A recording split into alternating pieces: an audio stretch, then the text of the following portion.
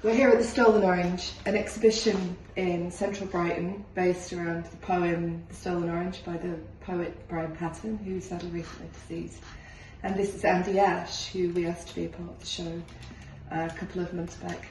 Andy, would you like to tell us a little bit about your piece, Hands Catching Perception, and how it relates to the poem? This is a piece that I've made specifically kind of in response, but it's a recycled piece in that this performance was made at 21 at a particular moment in time when I was thinking about my own practice, when I was thinking about how I relate to my practice and things that happen in my practice. So I talk about this piece as a kind of a response to the poem, thinking about simple actions, thinking about objects, thinking about moments, and thinking about, I suppose, some of the fragility that I felt from the poem, some of the sorts of human sort of relationships to objects, the way that the object was precious and the way that the object was significant, but small and sort of everyday and ordinary.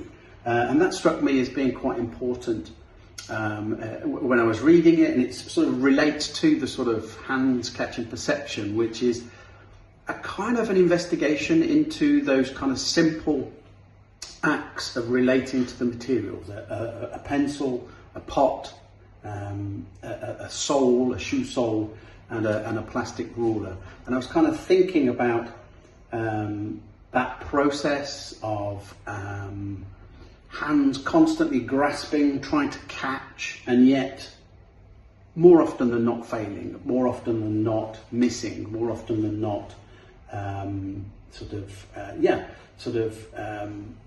repeating that action and failing with that action. So I was kind of interested in that sort of ordinary. I was interested in that sort of the symbolism, but also about the body and about that sensory sort of aspect.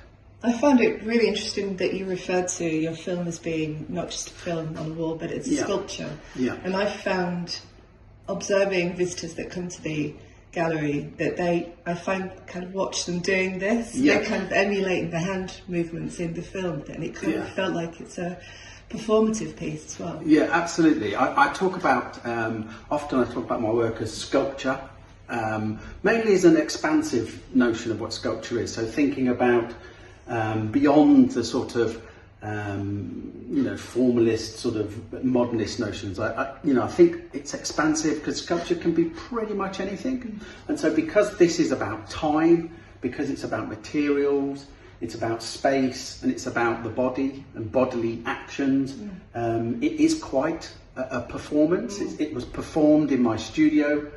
It sort of references, as I say, that sort of personal action and the process of making. So yeah, it is for me a performance, but it is very much about sculpture.